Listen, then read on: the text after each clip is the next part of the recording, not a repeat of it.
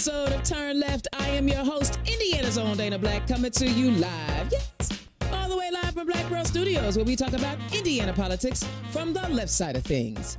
Yes, business is picking up, and now we're running ads. That's a beautiful thing, because when you are the number 2 Indiana political podcast, but when you think about it, though, y'all, we're the number one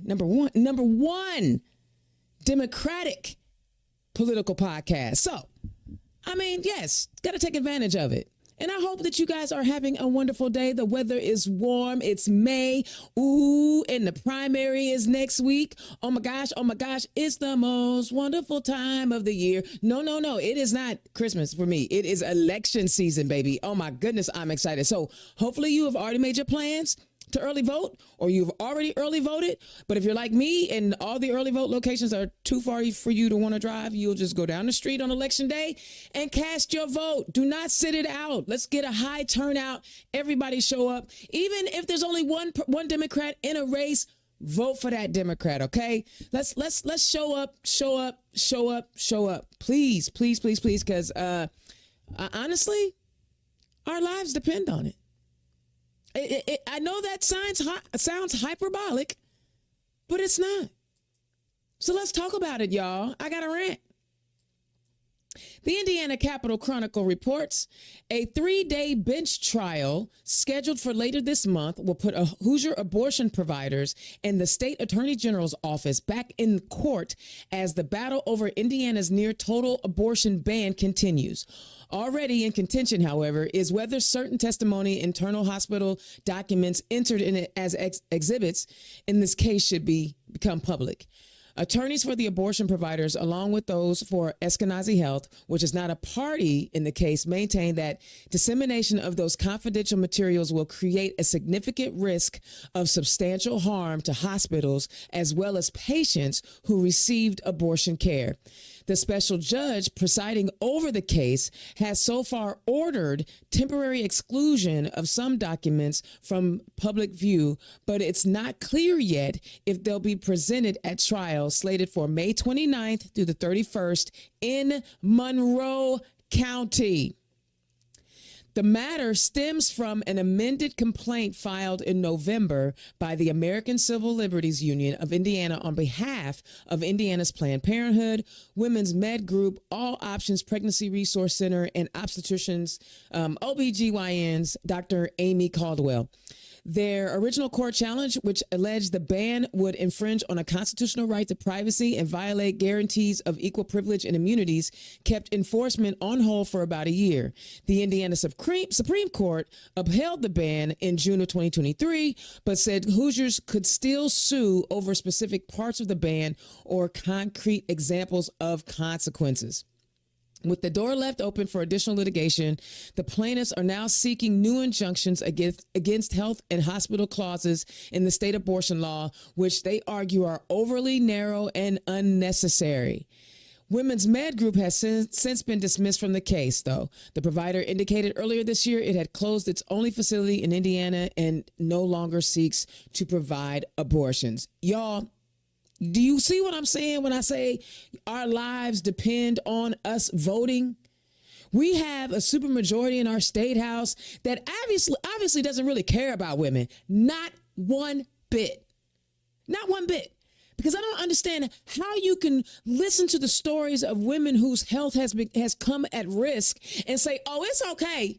We just going to go ahead and not let you do what you need to do when it comes to reproductive health. Or you don't even care about victimized, rape little 10-year-old girls. Because you are saying that if a raped 10-year-old little girl, whatever, she's got to go jump through hoops. She's got to jump through hoops. That's what happens, women, when we let too many men run things. Think about it. Most men don't know a woman's anatomy anyway. You have to teach them most of the time, but most of them, there's more men in our legislature who are writing policies that have to do with women's anatomy, and they don't know. They don't know. Now, don't get me twisted. There are definitely some headmaid's tale Republican women in there who don't even understand their own power and are willing to throw women under the bus. But I tell you what, if we can break that supermajority and maybe even flip some extra seats, because all we got to do is turn out, right? If we just turn out the vote, we can make a difference. Women's lives are at risk. Women's lives. Listen, I don't begrudge nobody on who they voted for or when they voted for them, but I need y'all to stop looking at the person and saying, oh my God, I don't like that person, because it was because I didn't like Hillary Clinton that now women are in certain states are having struggles with getting reproductive health care. So look at who is writing the policies, y'all. And what are those policies saying, and how do those policies impact your lives? Because if you want the orange menace to get back in office again, I'm just saying there's a whole lot. We could be in a whole lot worse situation if we don't show up. You think this is bad? It can get worse. But the Biden administration is doing something positive. Let's talk about it. The Wayne.com reports the U.S. Drug Enforcement Administration made moves to reclassify marijuana as a less dangerous drug. So what could this mean for Hoosiers? Currently, marijuana falls under the same class as other drugs like heroin, ecstasy, and LSD. These are identified as Schedule I drugs. There is currently no accepted medical use, and they have a high potential for abuse, according to the DEA. As drugs go higher in the schedule, they are moderated less. For example, Vicodin, OxyContin, and fentanyl are Schedule II drugs. They have a high potential for abuse, but do have medical uses. The DEA's current plan would move marijuana from a Schedule I drug to a Schedule III drug. Other Schedule III drugs include Tylenol with codeine, ketamine, anabolic steroids, and testosterone. These drugs are defined as having moderate to low potential for physical and psychological dependence, according to the DEA. Indiana State Representative Kyle Miller hopes a change will lead to state officials considering their stance on marijuana being illegal in the state. I think it's a big first step. Down in the State House, quite possibly the biggest excuse we hear for not legalizing it is they have to make some moves at the federal level. And until they do, they can't do anything, which has always been just an excuse. The reclassification could remove the barrier that leadership has set for legalizing marijuana, according to Miller. He explains it's always been kind of silly to classify cannabis as a Schedule I drug. Y'all know why they did that, right? Y'all ain't never seen Reefer Madness? Black and brown people, I'm telling you. Indiana is surrounded by states that have legalized marijuana in the same way, whether that be medicinal, recreational, or both. Now, the governor has said that if they were to ever reclassify it, he would revisit it. Now, here's the problem. We're already losing crazy amounts of money to Kentucky, Ohio, Illinois, in Michigan. Nobody is more than an hour and a half. I used to say 2 hours, but I'm going to say an hour and a half from a state line to go get the cannabis and gummies and whatever else they want. And it's a $3 billion business, $3 billion of marijuana sales annually. And that was just for the state of Michigan. But Indiana ain't getting none of that. Because why? It's all about power and control. See, and here's another thing that y'all need to think about when y'all go to the ballot box on Tuesday. Are your elected officials actually listening to you? Are they listening? We already know that over 50% of Hoosiers, as close to the 60% of Hoosiers, do not believe that abortion should be outlawed. Only 13% in the nation believe it should be illegal. 13%. And a vast majority, over 55% of Hoosiers believe that marijuana should be illegal. But unfortunately, we have a supermajority in the State House that is not listening to the people who pay their salaries. I don't know about y'all, but that kind of ticks me off. That I'm paying your salaries and you're not even listening to what I'm saying. You're not listening to the people. You off doing what you want to do because why? Follow the money. Let me tell y'all something, y'all. Everybody's campaign finance report is online at the Secretary of State site, and all you got to do is follow the money. See who these candidates are getting their money from, and I bet they're doing something special for them. That's why they call them special interests, because they paid for that specialness. They're getting pimped out to write bills that make the people that pay them happy. Trust me, the dispensaries are coming. They've already set up the business. Don't think that you're going to just start off now. You need to go over in Illinois and partner with somebody so you can figure out if you want to open up a dispensary, how to get in the business and get in it now because it's coming. But they were just waiting. They want to get all their ducks lined up in a row. You remember when you couldn't buy alcohol on Sunday? They want to make sure they ice people out of the process. So, guys, we have a state legislature that doesn't listen to us, that are taking rights away, and a legislature that continues to make it more difficult to cast your vote. See, because they know their policies suck. So if we can, prevent people from actually casting a ballot, then what? We do what we want to do. Turn out, turn out, turn out, turn out. Please do not wait. Do not hesitate. Get on the stick and make it happen. Y'all, that's my rant. And I'm also excited that, again, I have another candidate who has decided to advertise on Turn Left. So I'm loving it. I'm loving it. Check out this advertisement. Hi, I'm Dr. Valerie McCray, and I'm a clinical psychologist from Indiana. I'm running for U.S. Senate because enough is enough. We've had enough of unlivable wages, ridiculous health care and pharmaceutical costs, housing that is increasingly unaffordable, and the turning back of women's health care rights. Go to ValerieMcCray.org. Push that donate button. Together, we can fix this. I'm Dr. Valerie McCray, and I'm running for U.S. Senate because for the last 35 years, I've worked in the prisons in Indiana and across Georgia, and I've worked with the military. And it's like I've listened to 5 different wars. And when I'm not there, I'm in another war because I work with Stop the Violence in Indiana. And I'm in a war with the young people who have been shot several times or someone in their family has been lost. And people ask me, why are you running for U.S. Senate? And I said, because I've worked in the prisons, because I've worked with the military, because I work with these young people. I don't have a right to not fight for these people. I don't have a right to stop. Just to give you a background, there has never been a female, let alone a black female, who has been on the ballot for U.S. Senate in Indiana. If you want someone to represent you for affordable housing, for wages that make sense, for women's rights, go to ValerieMcCray.org. Thank you in advance, and I'll meet you at the polls on May 7th.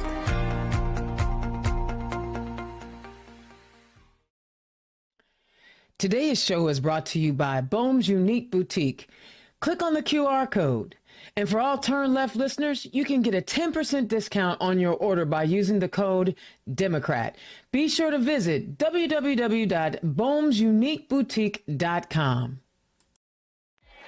All right. Guys, listen, I created all the ads with the exception of the candidate for Senate. So I have skills. Reach out to me if you need me to help you create those things. Also, if you have some content and you want to run it on the #2 Indiana political podcast, holla at me. I'm telling you, we are here to create a thing in Indiana. Indiana Democrats have impact, and we're trying to create a thing and get your message out. All right, now I'm ready for my guests. We got all that other stuff out the way. Got all the good stuff out the way. First up, I didn't know this was the first time that this young man has been on my show. I didn't know. I thought we chuck it up so much. I thought for sure he had been on my show before. Y'all, give it up for my first guest, all the way from Bloomington, Indiana, running for Monroe County Commissioner, my good friend, Peter Iversen. Peter, welcome to the show. Oh, Dana Black, I'm so excited to be on the #2 political podcast in all of Indiana. Could not be happening to a better person. Thank you for having me. I love it. Sounding like a DJ. And first time ever getting the chance to sit down and talk to this young man who is doing yeoman's work and willing to put in the work to run for Congress. Y'all give it up for my second guest running for the Congress in the 4th District, Derrick Holder. Derrick, welcome to the show. Thank you for having me, Dana. Oh, my God. I'm very excited to be here. I love it. Fellas, what a wonderful, wonderful week it has been. Tell me, was there anything in my rant that you wanted to touch on? Oh, Peter, my you go first. goodness. How can you not talk about it, Dana? You know, I've got 2 daughters, and they have fewer rights than their mother did at their age. It is an absolute embarrassment. And I'll tell you the other thing, Dana, about what the shameful thing that's happening in our state house about taking away rights from women is that folks are leaving the state for places where they have those rights. So at a locality here, it makes so much sense to be able to preserve those rights for our residents so that they feel safe in their home communities. Hello. We got to do better. And, I want to piggyback off of that just a little bit. It's not just people are leaving because of less rights. It's the type of folks that are leaving. We have a serious brain drain. And what will happen is there will be no wage growth because the industry will look at the quality of workforce we have and tailor the work around the education level. Like, only people don't realize like only 30% of Hoosiers have a college degree, and only 16% have a graduate degree. Like, and if you're losing people who are like, you know what, my brain's too good for this, I'm out.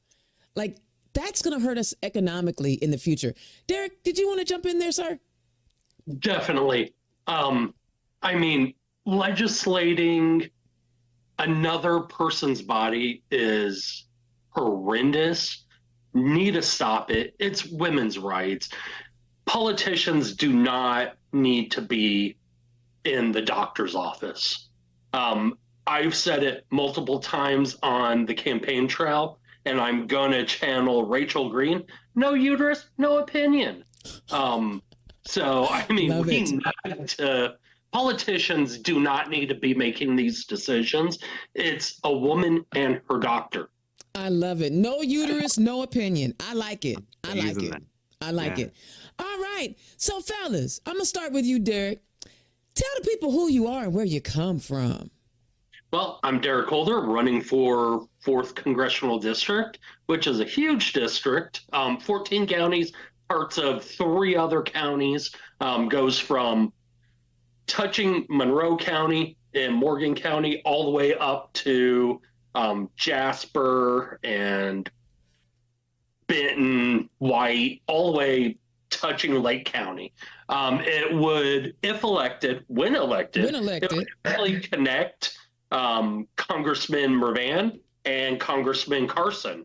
It would actually give a big path of blue on the northwest side of Indiana, and it would be a great block of us 3 driving Indiana into the future in DC. I born and raised Indianapolis, Northeast Sider, graduated from Lawrence North. Don't hold that against me. No, that was actually my house district that I ran in 16. So you're good. Was it? Yeah. Awesome. And then I went into the Marines, got injured, retired, came home, went to school, got a dual bachelor's degree in U.S. history and religious studies. Ooh. Went into law, was a paralegal for a little bit. I got my teaching certificate. I taught for a little bit. I've worked retail. I went back to paralegal, worked for the federal government, worked for state government. So I have spent my entire adult life in public service because I believe our country has given so much to me and my family that I have no right not to give it back. Mm. And that's why I'm running for Congress, is to further my public service. It is a calling that not everyone has, and I'm crazy enough to take up on it. Our current representative, Jim Baird, is silent on everything. He hasn't even stepped foot in the district in, I want to say, 7 or 8 months. Jeez, I'm not surprised. And I mean, we need someone that will speak as one voice for the 50,000 people that are voters that, it's nearly a million in the district, Wow, that's a lot of people. voters alike, need to speak as their voice, but that gets input from them. Yeah. So let me ask you something. You know, you've done a lot of things that I'm like, ooh, I'm excited about talking about, right? Yo, you know, we're living in a time period right now where there is history denialism, like election denialism. There's also history denialism. And you were a teacher, and you have done. I assume that you taught history. Yes. Okay. And you're from Indiana. Could you let me and reassure those of us on the blue wave that not all history teachers want to erase significant parts of our American history, and that we understand that young kids are going to learn about things that weren't so nice? Definitely. I can almost attest that 95% of history teachers want to teach proper history, want to teach even the horrible things that has happened in this country. We have to teach it, or else we are doomed to repeat the same issues. Tell it. Boy, I'm excited about this conversation today. All right, Peter, tell the people who you are and where you come from. I don't know how to follow that. Derrick Holder for Congress, you got a lot of stuff to talk about. Well, everybody, my name is Peter Iversen. I'm running for Monroe County Commissioner for all of Monroe County. The iconic Monroe County Courthouse is right behind me. It's a beautiful day down here in Monroe County. Of course, this is where Indiana University and Bloomington are located. One of the deepest places in all of the United States to come and visit. We got everything you want to do, and it's just a great place to be. And so I'm raising my two daughters with my wife here in Bloomington. We live in between two ice cream stores because that's the way you live life. And we're just so excited to be in this wonderful community. And quite frankly, I'm running to make sure that we've got responsible leadership that can build strong relationships across jurisdictions so that we can talk about the tough issues for all of the residents of Monroe County. And that's simply not happening right now. And we want to make sure that we're doing that on important issues like housing and jobs and economic vitality, DEI, and climate action. These are all important topics, and I can't wait to get into it. So did you say you were born in Bloomington, or are you a transplant? No, I'm a transplant like so many other people here in Bloomington. I'm originally from Iowa. I feel a flashback coming to me. There's somebody else I know from Iowa. Okay, I'm all right. So I worked in politics even back when I was living there. I worked on Al Gore's campaign and worked with a whole bunch of really great unions, and then went to Appleton, Wisconsin for my undergrad, Lawrence University, and then came here to the Indiana University for my master's degree from the #1 ranked O'Neill School of Public and Environmental Affairs in the nation. So there's a lot of great things happening here in Bloomington, and I just feel so privileged to be part of it. So this is not your first go round now, is it, Peter? Aren't you Councilman Peter Iversen? That is correct. I have won 2 elections to serve in the local government here in the building right behind me. I am on the fiscal body for the county, representing about the eastern third of Monroe County, and I've been doing that for the past 5 years. I got to do some really amazing things with fiscal investments that we could get into. So what made you decide to switch from being a county councilman to county commissioner? Really simple. It's the housing crisis. We just don't have enough homes for the people that want to live in Monroe County. Whether you get a job at one of our amazing medical device manufacturers or Indiana University, there's just not a place for people to live. There's not enough homes. We don't have enough inventory, and we needed a change at the commissioner level to make some changes to some of our zoning regulations, as well as trying to understand the realities of the way that the pandemic really reshaped our economy and our society, and just building those relationships so that we can make sure that there's a home for everyone that wants one here in Monroe County. I love it. Hey, guys, listen, I'm already hyped up. I'm already excited about the energy that we're bringing to this show today. So listen, if you like these candidates, help them out. Click the donate link, please. Please click the donate link. This is a Turn Left fundraiser for any candidate that takes time out of their canvassing and phone calls to come and talk to us. We want to turn these into fundraisers. So click the link, donate. The money will be split between both of our candidates today. So come on, don't click the donate link. So Peter, before we dive into policy issues, Bloomington's been in the news lately. We got to talk about it. Oh my God. Got to talk about it. I mean, I saw Senator Shelley Yoder and Representative Pierce put out statements. Ooh. Oh my goodness. If you get a chance, go onto the House Democrats webpage for Indiana and read Representative Pierce's statement. Oh yeah, I read it. Now, Senator Yoder's statement is really good too, but Representative Pierce did not hold back. No. Well, he's earned it. He's earned the right to do that. So, for the folks that don't talk about it, Peter, for the folks that don't know what went on, but they do, but talk about it anyway. Folks, no, actually, the first thing I would recommend people do is Google B Square Bulletin. It's a local newspaper blog that's here, and the journalist Dave Askins was in Palm Meadow. Yeah, there you go. And he took a lot of pictures of folks who are peacefully protesting in Dunn Meadow, and the Indiana State Police was called down on them, and there were over 50 arrests, and the pictures tell a pretty harrowing story of these peaceful protesters being pushed down into the mud, arrested in a pretty heavy-handed way, and there were, folks up on the roof of Indiana Memorial Union, and it was a potentially volatile situation. So what are your thoughts on what the school administration, and you see it as elected official, you can just go ahead and say that, right? How did you feel about it as a councilman in that county and seeing what the university did?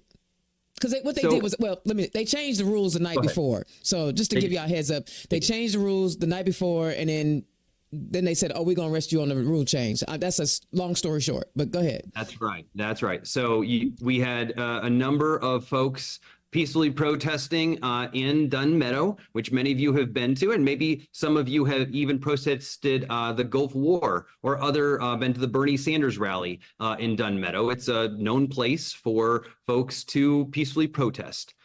When that rule change happened, the tents were then were taken away, and people were arrested. They were processed and then taken to the Monroe County Jail, where the charges are still kind of pending, and there's some things going on. But quite frankly, these are kids who are protesting peacefully about issues that they're passionate about. And for a lot of folks in Monroe County, this is a First Amendment issue. It's a freedom of speech issue. Being able to, speak freely about the opinions that you have is an important thing to do. I appreciate that. And I'm glad you referenced the Bernie rally, because I wasn't exactly sure I knew where the Meadows was, the Dunn Meadows was. Oh, I was the MC for that event.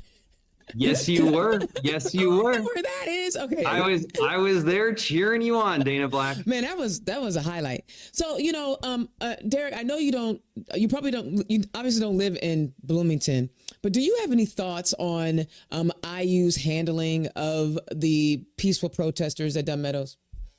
It's simply a First Amendment issue. I mean, the right to peaceable assembly, freedom of speech, they're stripping away the rights because the students are saying something that the government does not like or the school does not like. And we were not built as a nation to be silent. That's why it's in the First Amendment. So, I mean, it's ridiculous that they're doing that. All charges should be dropped. I mean, it's just ridiculous. And I get upset whenever I hear that peaceful protest and no, we're just going to go ahead and detain them. For what? Well, I mean, common sense, people. Common sense. Go ahead, Peter. The suspensions, too, are an issue. So people that were arrested were now suspended for 1 or 5 years from campus. This includes students, faculty. So that's a major issue, too. those suspensions probably, they need to be taken away. Yeah. We were in the New York Times, we didn't need to be, Brown University's got a great example of the way that people came together to have a conversation, and that's exactly the path we need to take forward. And the more I think about it, as hard as it is to attract talent to Indiana, they ought not ban people. They ought not. I mean, the university is great, but I know that there are people who are like, do I really want to go to Indiana? If I get pregnant in Indiana, can I smoke weed in Indiana? Oh my God. Well, let me rethink that. And they already, the state capitol, the state house defunded the Kinsey Institute. I need people to understand. You don't understand gender and gender identity. You never will, because they defunded the Kinsey Institute. It's just a nightmare. Well, and this all blends into this housing crisis too. So not only do you not have the rights that you enumerated, but you also can't find a house. I mean, we have to take away these barriers to families moving to Indiana, or we're just not going to have people living here anymore. It's really coming down to it. We will have people living here, but they won't be able to take care of themselves, and they'll be awash. And this ain't Florida. You know what I'm saying? Florida can do stupid. No, they shouldn't, but they doing stupid and dumb stuff because they have amazing beaches, right? And it's warm down there. It's true. I just you would think that they would want to. I don't understand the ban of 1 to 5 years. That's just asking for trouble. I don't either. And these are scholars of tomorrow, and we should be doing everything we can to get encourage them to pursue their dreams, because great things are coming out of Indiana University. It's an R1 research institution. We've got great music. We've got great science. It's a great place. Yeah, let's keep it that way. And see, Derrick, the peaceful protests are over an international incident that's happening in Gaza, Israel. I don't necessarily want to talk about that because I can't. But you are someone who is you're applying for a job where your job will be to consider a lot of international issues, right? Oh yeah. Talk about. I imagine being a Marine has had some impact on how you see the world.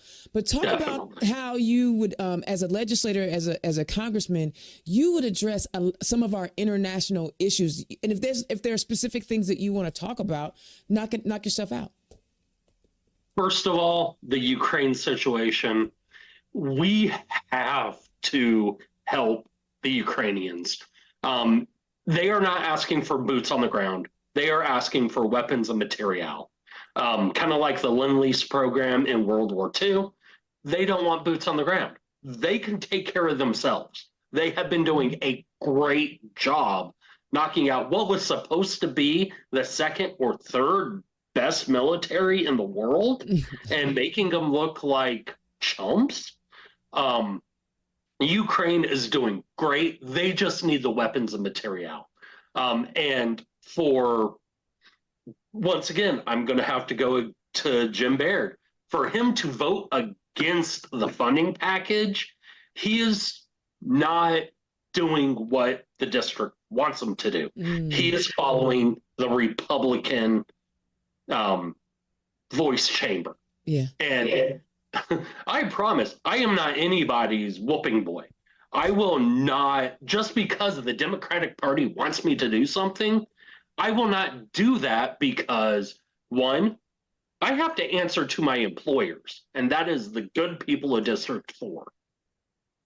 And I have to listen to what they say.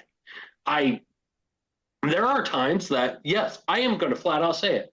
I may disagree with our national party, but any good congressperson is going to disagree every once in a while. Yeah. And I have to do what's right for my district. So that's a major thing that people are forgetting is I work for them.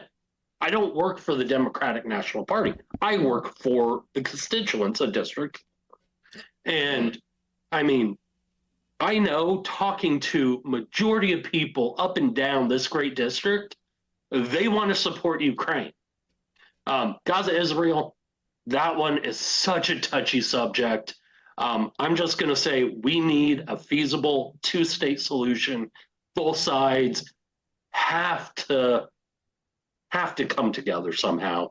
And that is for policymakers that are wiser than I am at this point, and to bring them together. And I mean, we have to stop Iran from messing with Israel right now, because they're really turning up the volume on Israel, down in Yemen. I mean, everywhere that there's a hot spot, it seems like Iran is in the middle of it, backing them.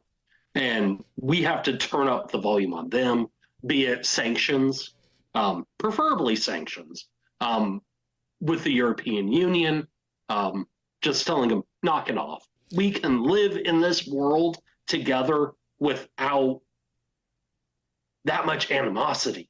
Well, but see, here's the thing. Like, you have people, like, and I don't want to call them the axis of evil, because I'm not going to call people evil, because that's just, I mean, well, some people I will.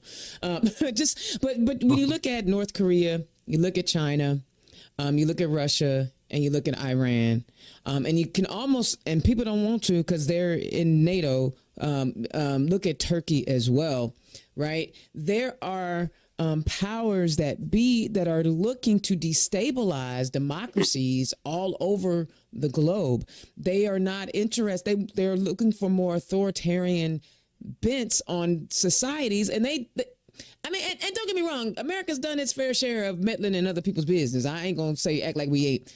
But what us? Man, let me tell y'all something. I'm supposed to be closer to the equator. That's all I'm saying.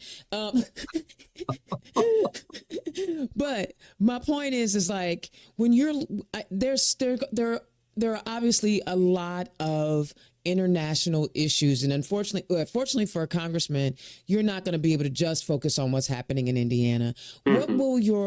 What will your style be in trying to digest all of the different pieces? Like, there's child labor issues in the Congo with drilling and mining, and there's just stuff everywhere, right? Just stuff. We're not gonna talk about the Amazon and what's going on in Brazil and Central America. How will you begin to digest all of this intel and best serve our community when you're looking at international issues? The best way to do it is what I'm doing already, is I surround myself with people that know more than I do about issues that aren't really in my wheelhouse. I've surrounded myself with about 15 different people that have areas of expertise. And I mean, you're only as good as your worst advisor. Okay. So, I mean, there are areas where I can claim that I'm a subject matter expert, but there's other areas that I'm like, I have no clue. Let me ask the person that I have surrounded myself with that knows more about the economy, mm-hmm. or knows more about medical issues, or, foreign relations that doesn't have to do with military.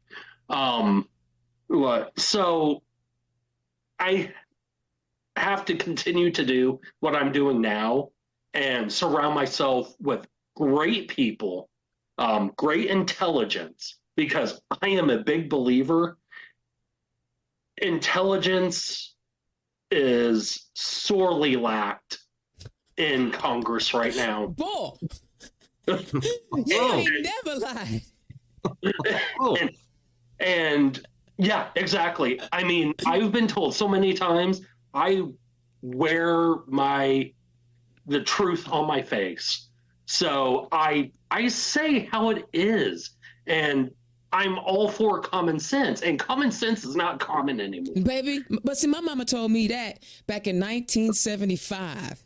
I ain't gonna lie to you. 1975, my mama looked at me because I was asking her why. And she told me at 5 years old, baby, common sense ain't so common. Yeah, it's same story, different tune. Yeah. And to point out what Mr. Iversen was saying earlier about, oh God, I can't remember what he said, but You know what? Right now in India, the brain drain in Indiana. That was me that said that. You. Oh, Yeah. my fault. Give My credit where fault. credit's due. I didn't write it down.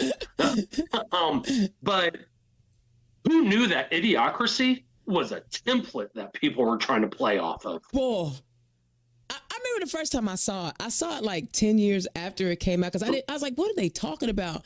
And I was like, oh, Yeah. they did that. Mm-hmm.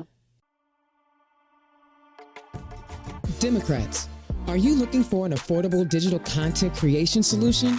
Then look no further than Black Pearl IT Solutions and Black Pearl Studios. Indiana's own Dana Black is providing many of the communication wraparound services any Democratic organization needs. No matter the size of the budget, Indiana's own and Black Pearl Studios have you covered. Just scan the QR code or visit www.blackpearl-its.com. Democratic Women of Indiana. Hoosier Women Forward Class 7 application period opens May 7th, 2024.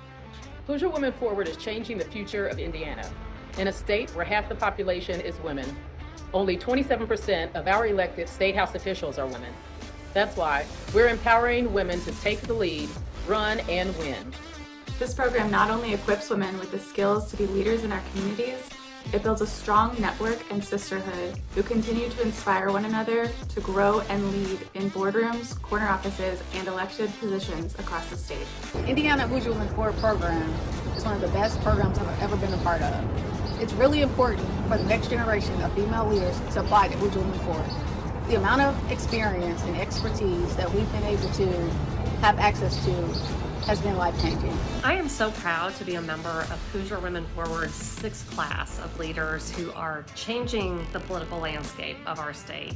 What this organization means to me is that I have a lifetime network of hardworking, determined, fierce women in Hoosier Democratic politics that will always have my back.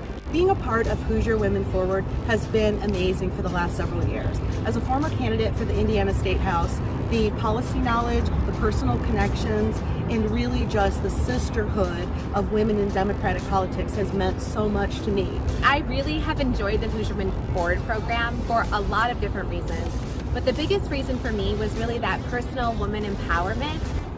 Something that I've really liked about being a part of this class and being a part of the Hoosier Women Forward network and group is that, one, I get to be surrounded by passionate women who are committed to making our state a better state for everyone. I would encourage any woman, any Hoosier woman, to apply for Hoosier Women Forward because you're going to be inspired and you're going to have a group of sisters to always encourage you and help you along the way.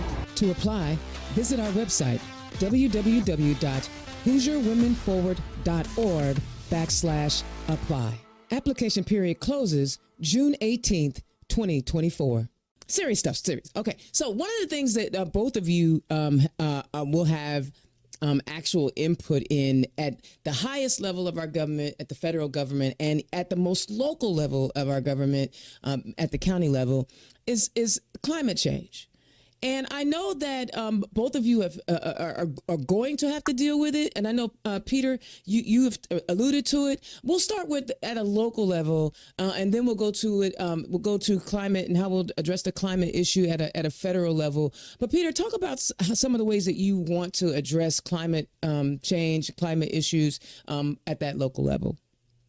That this is such a timely topic, and Monroe County has already been dealing with it alongside our counterparts, the city of Bloomington. It's a great collaboration that we're engaged with the Environmental Resilience Institute at Indiana University. In fact, Monroe County was the first county to have a climate resilience plan to ensure that when we feel the effects of climate change, whether it be high heat days or flooding, that we are providing resiliency to those who are living here in an equitable manner. So we're already talking about these issues with stakeholders all across the county. And of course, the next step is to develop the climate action plan for Monroe County, which is going to set targets so that we can join our cities and in collaboration to help reduce our carbon footprint as we move forward, because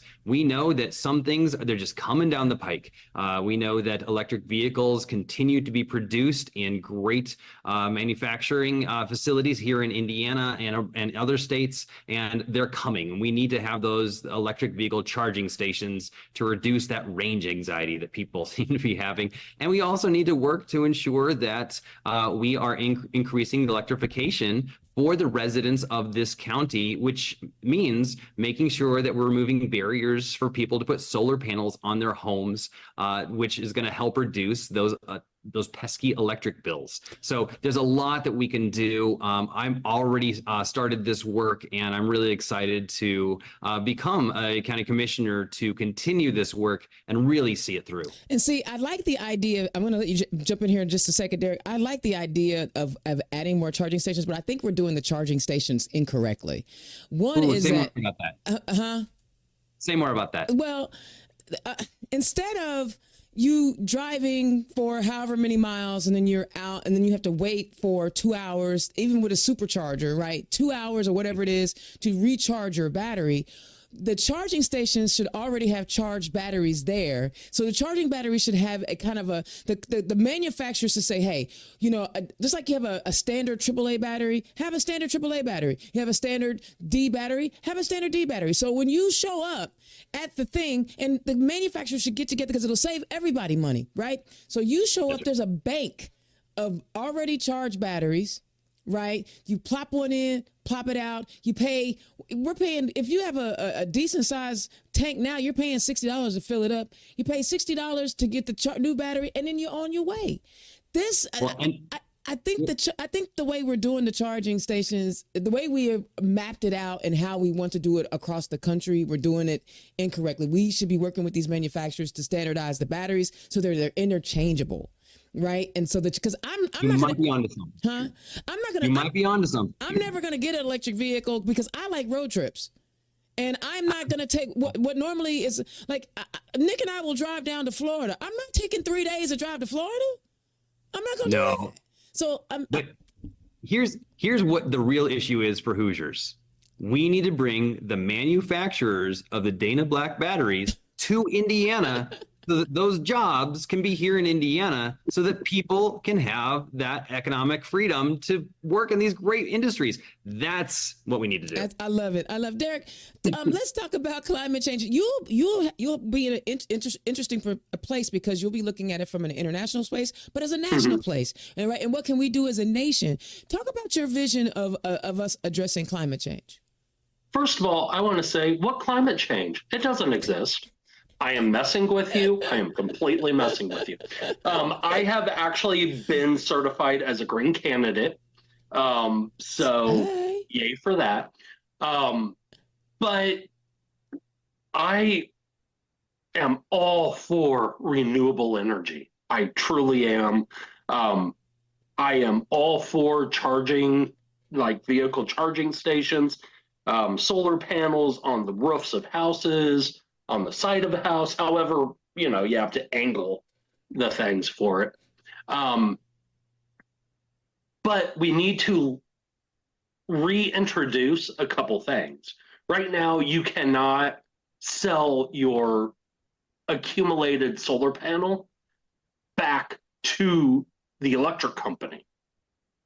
We have to make it so, you can sell the excess energy to the grid. That way it's lowering your bill for one, and who wouldn't like a lower electric bill or water bill, because a lot of times Citizens Energy Group, water, energy, they're all combined in one, lower your bills completely. Also, we need to get better with, like you guys were talking about, the charging stations. My main issue with the charging stations is, where do you think the electricity comes from right now? It comes from diesel power, right? Or not diesel, but from carbon. I mean, it comes from coal. It comes from gasoline. It comes from, the old fossil fuels. And we have to get more wind turbines out there. We need to get more solar panels out there. In areas where those don't work, get the wave capture machines out, buoys out there on the coast. Put the wait, time out. What's a wave capture? I've never heard of that one.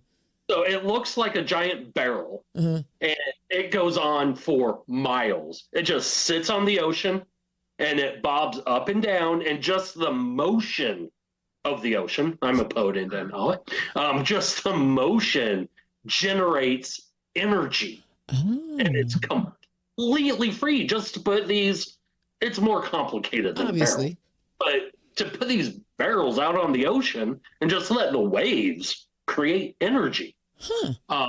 They use them in Denmark, they use them in Germany, they use them in Scotland, I believe. So they're in use right now. And then the windmills are 1,500-year-old technology. Yeah. I mean, for them to say, oh, it causes cancer. How much cancer is in Denmark? The home of the windmill. The Netherlands. I mean, it's like, they don't cause cancer, people. What causes cancer is the contamination here in Martinsville of the water plumes. That's what causes cancer. What causes cancer are the power lines that go across our farm fields that cheap houses are under, or the baseball diamonds because they're put up on the cheapest land, but our kids play right underneath the transformers. But know what? That doesn't cause cancer. You're right. It's the windmills cause cancer. Well, and Derrick, let me just chime in here too. One of the barriers that households repeatedly voice is a financial barrier to adapting to this technology. So federal tax credits are super important to Hoosier households if we're going to adapt this technology. I love it. Exactly. And the technology needs to get better. Right now, I believe it's 25% or 30% efficient. I know we can do a lot. Well, I wonder. Not that I am a conspiracy theorist or anything like that. Oh, where's it going? But powerful people make things happen. Powerful people can make things not happen. So I'm interested in whether or not those that are trying to sustain the fossil fuel industry has saying, okay, look, hold on, chill out. Don't let, slow your research down. I'm going to give you money to, how we was giving farmers money not grow stuff? Well, slow down. Not saying that it's astonishing to me that I had a Casio solar calculator in 1978 and it still works. But solar technology ain't. Come on, right? Oh, come on. Solar technology is improving. It is, but my point is like, we know it works and it's sustainable. So why are we not putting it out in front of people more readily, more steadily, more, as another opportunity? Because I agree with I kind of agree with the selling the power back to the grid. But instead of selling my power back to the grid, can I just have a couple batteries hanging up in my garage and I can keep my own power? And that my backup generator is the grid. So that if I run out of power, then I got to flip a switch and I got to connect to the grid. But for the most part, I got my own energy. I don't need your energy until my batteries run down. And then I jump on the grid, right? And then I don't have to worry about selling it back, but I'm recharging my batteries every time the sun shines, or it's daylight, or however that technology was. So I got some different thoughts on that. But I think you're right, though. Like, it needs to get more efficient. How we make solar panels need to be more efficient. Right? The materials that we use, right? But you're right. How do you make electric? Bro, I've been saying that. I remember, I was like, Nick, where are you getting your electricity from? It's still coming from fossil fuels. Guys, All right, I want to talk about a couple more things. You guys want to hang around me with a little bit longer? Let's do it. Oh yeah, I'm good. Bet. Yeah. You know, I touched on it briefly today, and that's healthcare in general, not just women's reproductive healthcare, but healthcare. There's some struggles with Indiana rolling out its senior care program. I can't think of the name right now, where the managed care providers are not coming to an agreement with the state. The state's like, yo, we're going to give you this much money. And they're like, we can't do anything with that much money. That's not enough money. But this money is coming down from Medicare and Medicaid. Healthcare continues to be a thorn in the side of many Americans, many Hoosiers. Do y'all ever think that we're going to get to a place where the government is going to realize there are just certain things that they do that are not going to be profitable, and taking care of humans and their ability to live a quality life is more important than somebody's capitalistic bottom line? Go, Peter. It has to be, Dana. There's so many people that rely on these social safety nets just to exist. You know, one of those people is my mother. In a while, a couple decades ago, she suffered a brain injury, and I brought her here to a facility in Bloomington. And were it not for these federal safety nets, she would be living in abject poverty. I was just knocking a door the other day where I was talking to two women on their porch, and they were in the same situation. One woman was in her 70s, and she felt like she needed to go back to work just to afford her health care. Jeez. We need to stop thinking about these people as numbers on a spreadsheet or an expense for state government, and start thinking of them as our neighbors, because that's what's happening is people are getting kicked off of these roles and they have no place else to turn. And if they don't have a community like a church or a friend group or anything like that, it's pretty destitute. So we really need to make sure that these safety nets exist. And we also need to make it easier for people, particularly the elderly, to get onto these services so that they can have an end of life that is full of compassion and care and not poverty and misery. Love it. Derrick? The hilarious that you bring this up. I just did a 17-minute Facebook Live 2 days ago about healthcare. And it laid out all my plans. I believe that eventually we will come to universal health care. We have to as a country. But until we get there, we need to provide a stipend, a monthly stipend, because everybody says tax breaks are good for the economy. When you're in the tax bracket that I'm in, tax break doesn't mean anything to you. You need a monthly stipend because we don't make enough money to itemize our taxes. We have to use the standard deduction. So tax breaks don't do anything for us. So a monthly stipend to lower insurance cost. That needs to be a priority right now, to lower the cost. I worked with people that in the state government that half of their paycheck was going to healthcare, and that's state government. Jeez. Who has a really great healthcare program, but it's expensive. I'm lucky, well, kind of lucky, because I'm on TRICARE, which is military retiree, and I pay $38 a month for me and my entire family. Wow. But I had to you get earned that though, bro. Wait, you earned that. Yes, but to see people pay $600 a month or $400 a paycheck, so $800 a month, is ridiculous. And I mean, I could get on the pulpit on this one because it is one of my big issues is healthcare. But we need to, like I said, do a monthly stipend up to a certain amount for pay. And I'm talking $250,000 for a combined family, $175,000 for an individual. Because right now, to be minimum wage, you need to make $170,000 a year to be minimum wage anymore. just to buy a house, Yeah. to send your kids to college without burdening them with student loan debt that will cripple them. I still have student loan debt, and I am 20 years out of college. I still have $100,000 in loans. Wait a minute. You've been in service for 10 years. You need to get on. You need to holler at Biden. He's forgiving loans, bro. You need to go sign up for the public service thing and get those things. You was in the military. I'm on it, but because I've had some hiccups, it don't matter. It hasn't been a 10-year solid. It doesn't have to be. Okay. It's 10 years combined.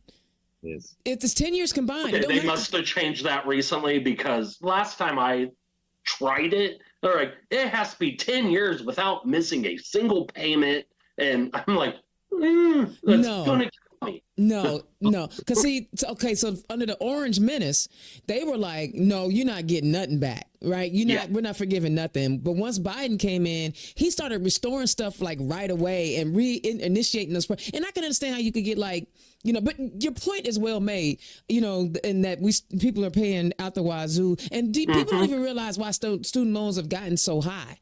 People forget that the state and federal governments used to subsidize colleges so the tuition wouldn't be so high. But now that they've cut back on public funding to public institutions, now the institutions have to charge the student more. See, they don't, man, people don't get it, man. I be wanting people to like go to policy class. Stop watching TV and the Housewives of Atlanta and go figure out, or some game show, and go figure out how this stuff works. Because if you knew how it works, you'd be mad, like me. Or, know what? The people that are in Congress complaining about the forgiveness program. Right. Oh, I paid back my student loans. You went to school when it was $3,000 a year. Yeah. Like, shut your mouth. And the government subsidized public universities. Exactly. See, they don't even think about that part. They don't even think about the part. No. And it's so frustrating, because it was like, but if the government hadn't stepped in and helped you out, you would have had to pay more. And they don't even understand that. But we need to push community college like Ivy Tech. Oh yeah, Ivy Tech's great. Go your first 2 years of college to Ivy Tech, get your associate's degree, which is now backed by IU. IU's associate degree program is through Ivy Tech now. I mean, go to Ivy Tech, spend a lot less. Or even for your bachelor's, then go to your IU, your Ball State. I don't want to say it, but they're in my district. Go to Purdue. I'm sorry. I'm crimson. You had to say that. I'm crimson and cream. Oh, no. You gotta say, listen, I root for all Indiana schools. I'm Indiana's own, so I'm going to root for all Indiana schools. But I will say, and I just had a thought, and the conversation. Go ahead, Peter. Let me take it back to healthcare for just a second, because here in Monroe County, it's not just the people who are already receiving this important social safety net. It's the fact that the United Way of Monroe County is now talking about half of Monroe County households are Alice households, which means that they are one medical bill away from losing everything, house, job. So it's not just that we need the social safety net for the people who have it now. It's that there are others coming down the pike that we need to provide for as well. And that means that we need to be having a more robust conversation about healthcare. Oh, yeah. Oh, yeah. And it doesn't seem like we are planning for the future like we need to, because honestly, technology has made it so that we live longer. Like, I remember what I thought a 53-year-old was going to be, and I ain't that. I know that I'm 53, but I am not like what I saw a 53-year-old was. I'm actually exercising all the time and got all my teeth and, and so we're living longer. And that's probably why Nikki Haley be thinking that we all should work till we're 75. It's crazy. All right, I don't want to work another 30 years. Right. Right. Well, it'd be 20 for me. Anyway, one last topic I want to touch on, and it's only because, the Orange Menace has got like 88 indictments, but I want to talk about criminal justice. criminal justice is something, and particularly because Peter Iversen, I know that one of the main issues down in Monroe County is you guys apparently need a new jail and where you're putting that. And then also, Derrick, from a federal and national, from a federal level, we still are incarcerating people for marijuana, but there are other states where they're making profits off of it. First, I'm going to divide this up a little bit. First, Peter, talk about what's going on and your vision for the new jail, and then and then the both of you, how do we adjust and address the criminal justice reform that we desperately need in our nation? Go, Peter. 15 years ago, we were alerted that the conditions in the 15, that the conditions in the Monroe County Jail were unconstitutional due to overcrowding. The current commissioners don't have a plan for this, and it's time for a change. We need a new jail, and we need to understand that the way that we've been doing things is not the way that the community wants us to be doing it now. And what do I mean by that? I mean that we need to have regional treatment centers. So instead of incarcerating people with a diagnosed mental illness or a substance use disorder, they need treatment, not incarceration. I know that there's been some work in the Indiana legislature toward this end, and that's certainly something that we are looking for here in the Indiana Uplands, which incorporates part of Monroe County, is that those treatment centers, so we stop incarcerating those individuals. But some individuals do need to be incarcerated, particularly those who are a danger to society. And that's why we are working collaboratively with the different stakeholders here in Monroe County to build a new facility. It's going to be a justice campus. It's going to involve not only the Board of Judges, but also the prosecutor and public defender and the sheriff's office, which includes the jail. And right now, we're looking to find a site for that.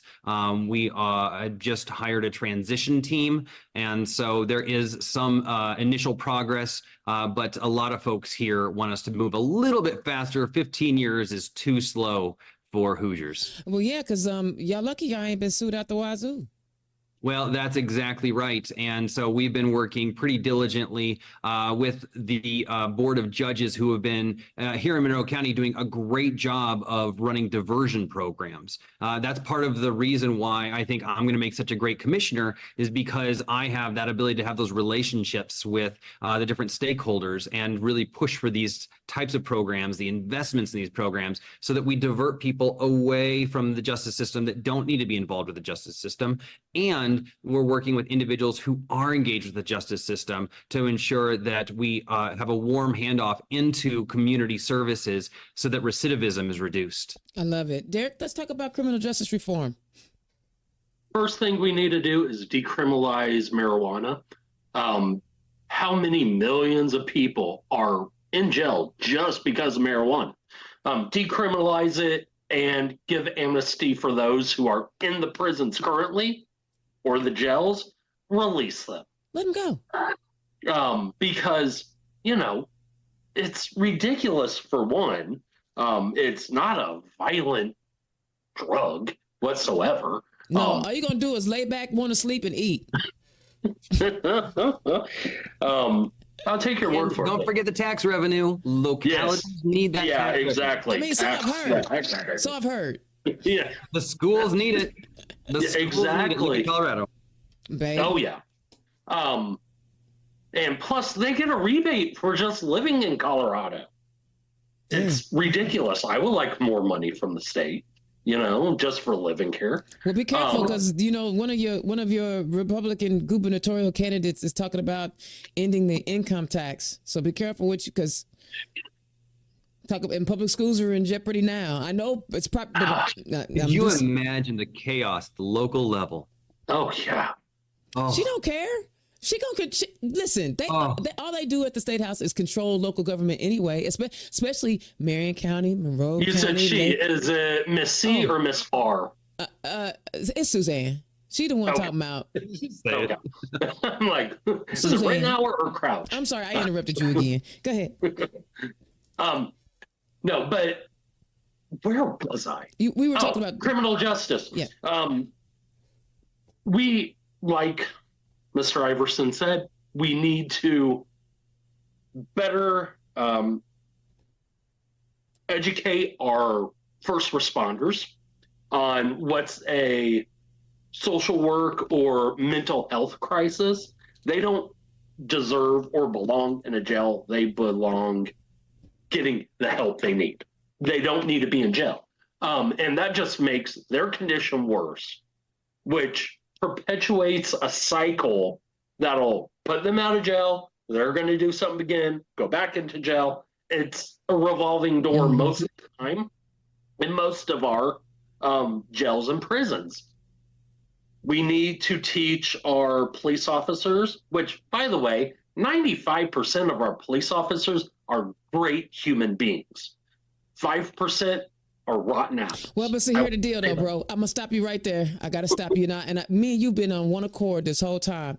If 95% of police officers know there's 5% that's messed up, then the 95 is messed up too, because they should have dealt with it. Yeah, they need to fix that issue. That's all I'm saying. Quantified immunity is a huge issue.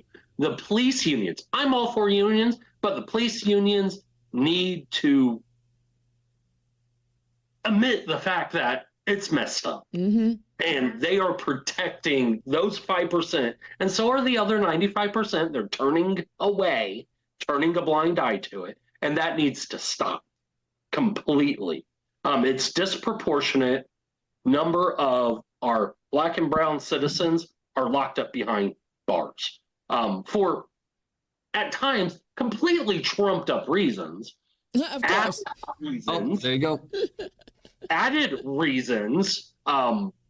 You piss off a cop, they're going to add 3 or 4 more charges against you. So we need to better educate first responders on mental health, on what's actually a crime, how to better deal with empathy and sympathy on an issue. Do they really need to arrest somebody for X reason? I'm not talking violent crimes. Violent crimes, of course, arrest them, put them in jail after they've gone through the judicial process. And can we please have better defense for these people that are wrongfully arrested? The yeoman's work to the public defenders, but at times they do not have the time. Right. They're overwhelmed. Yeah, overwhelmed. And I mean, that's all across the board. Peter, you look like you wanted to jump in there. I want to do a little bit of ray of sunshine here. There's a really, really great program run out of Centerstone here in Monroe County and Bartholomew County with the mobile crisis units. This is a collaboration between Centerstone, the police, and the sheriff's departments to deploy mobile crisis teams through Centerstone in certain situations instead of law enforcement. And again, it's a collaboration, right? So no one's stepping on each other's toes, or everyone's working together. And I know that Centerstone's really interested in replicating this model throughout Indiana as a way of ensuring that diversion is a thing that we're doing in our communities. I think this is going to be a great thing. And of course, it started right here in Bloomington. So is that a not-for-profit? Centerstone is a federally funded. It's a for-profit mental health institution here in the region. They do receive grants and things like that from us and from federal entities. But they're really these federal these mental health institutions are really taking the bull by the horns in a lot of these situations where mental health or substance use disorder is an issue, and coming up with innovative solutions in collaboration with, like I said, law enforcement, local elected officials, board of judges, things like that. So a lot of good things happening when folks work together. And the point that I made earlier, this just shows that sometimes the stuff that the government needs to do is just not going to be profitable. It's just about helping the people. It's not about profit. Guys, I guess we probably should wrap this thing up. We've been going on. I knew it was going to be a great conversation. Derrick, tell the people where they can find you. They can find me at my website at derrickholder.com. It has all my socials. Also, Derrick Holder for Congress on Facebook and Holder for Congress on the old tweet box. And I know that the primary is coming up next Tuesday, but do you have any events or any volunteer opportunities for folks in the future? Not in this next week. We're just hunkering down and riding the wave until Tuesday. Okay, and you'll be able to you'll post some stuff up when you're ready to have volunteers. You have a volunteer sign-up page on your website? I have a volunteer sign-up page, and I also have an internship sign-up page. I am partnered with IU campuses to provide internships. Nice. That's dope. I am the only one currently in my race, both Democrat and Republican, that has an internship program, because we need to get college students and young people involved in politics immediately. Is it a paid internship? Not right now, because honest, I'm running this campaign on $2,200. Well, no, we're gonna click the link and we're gonna get you some more money. We're gonna donate to you. We're gonna raise some money. That it can be done, though. Yeah. And that's my big thing. You should reach out to me at Act Blue so I can help you out. That's my, my daytime gig. Oh yeah. Reach out to me and put something on my calendar so I can walk you through some tips and tricks. Peter, tell the people where they can find you. All right. 2 ways you can find Peter Iversen. Number 1, go to peteriversen.org. Number 2, get in your car and come down to Bloomington. It's a great place to be. Restaurants are great. We got Lake Monroe. It's starting to get warm. Go for a hike. Come down and see me. I'd love to see you down here. And of course, you can find all of my information at peteriversen.org. And while you're down here, we've got some other cool candidates. Tom Horrocks is going to be joining Matt Pierce in the State House, and he needs some help too. So we are all canvassing until Tuesday. Shout out to the Indiana College Dems as well as the Indiana College Dems. We are out for, let's see, every single day we're out knocking doors because it's GOTV time. It's time to get out and vote. Love it. Hey, Peter said it. It is time to get out the vote. Thank you guys so much for joining me. This was fantastic. Derrick, we probably should be careful when we're in a room together, because all this energy that we bring, it might be slightly combustible. But you let me know if you need some help. Reach out to me so we can talk, because I love your energy. Peter, you know I love you, bro. I didn't even know you hadn't been on the show. I just assumed it had already happened, right?